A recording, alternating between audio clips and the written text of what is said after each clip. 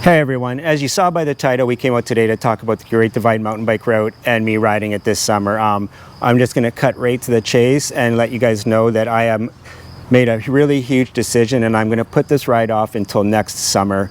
A lot of reasons go behind this, and I will definitely get into this and let you know. But my main reason for putting it off until next year has to do with finances. I just felt like going into it in this last month and a half that I could tell I wasn't going to be ready for it. As many that follow the channel know, I just recently started receiving some assistance for my mental health struggles, the CTE that I'm dealing with, and my other issues. So that financial help just started recently and didn't really fully kick in until actually just recently, the end of this month, at the end of July. So it was just I could tell it was gonna be a real struggle, and anybody that watches the channel knows I've been really looking forward to doing this ride for a really, really long time. And by all accounts and by everything I've seen, this should be a bucket list ride, and I don't want anything like money to interfere with it like it has in past trips. Those that know me really well know that unfortunately in past trips it's always been finances that have really cast a shadow on things. My cross Canada trip was really tainted, I guess you could say, because of my financial struggles, especially the second half.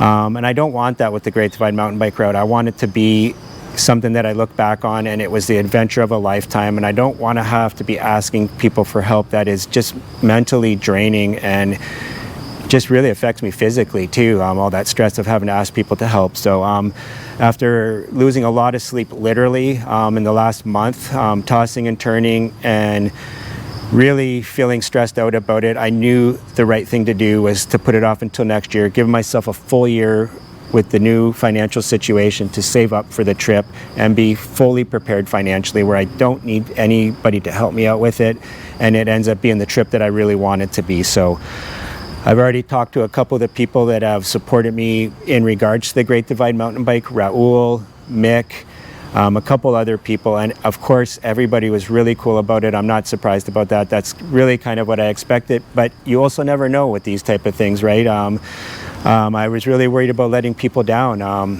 but the thing with this is that I don't feel like I'm letting myself down, and if I did, I'd probably be more worried about letting other people down. I know it's the right thing to do, and I knew other people would know it's the right thing to do too. So to Raul, Mick, and everybody else, like I said, I'm sorry that I had to put it off this year, but it is really the right thing to do. So next year, mid-July, I'm going to set out for the Great Divide mountain bike route, and we are going to do it. It's 100% going to happen unless, you know, some act of God happens and, you know, physically I can't do it or something like that. But yeah, guys, I'm really sorry, but it is the right thing to do, and I hope you understand. I'm sure most of you will.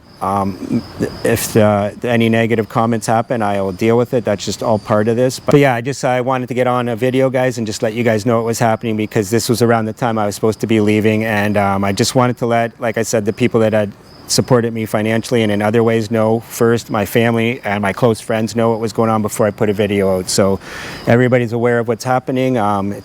And is fully supportive of what I'm doing. So anyways, guys, all's not lost though. I am going to plan B. When I didn't think I could do the Great Divide this year originally, I had come up with a route where I'm going to ride through New York State, along the Erie Canal, into Vermont, and then up into Quebec, Ontario. And once I get there, I'm going to do a route called the Log Driver's Waltz.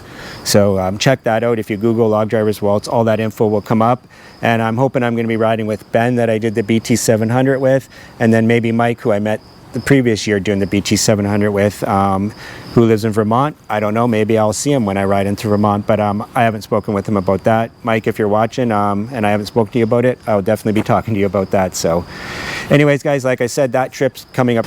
Today is Friday, and I am going to leave on Monday morning and start riding up towards Buffalo.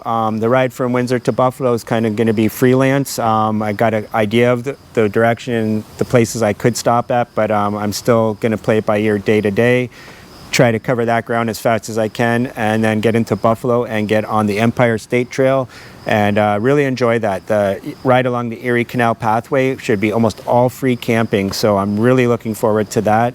They have these hiker, biker, boater sites. So yeah, they're all free. I'm really looking forward to that. So anyways, guys, that trip is definitely happening, so stay tuned for those videos. And like I said, anybody that's disappointed that I'm not doing the Great Divide mountain bike route this year, I am truly sorry, but stay tuned, it's going to happen next year. But anyways, guys, thanks for all the support throughout this time about, you know, talking about the Great Divide and all that, and just thanks for your support in general. It's really appreciated, keeps the channel going. So anyways, guys, that's what's happening. The Great Divide's off till next year, but still a lot of exciting things to come, so stay tuned for all that, and I'll see you guys in the next one. Cheers.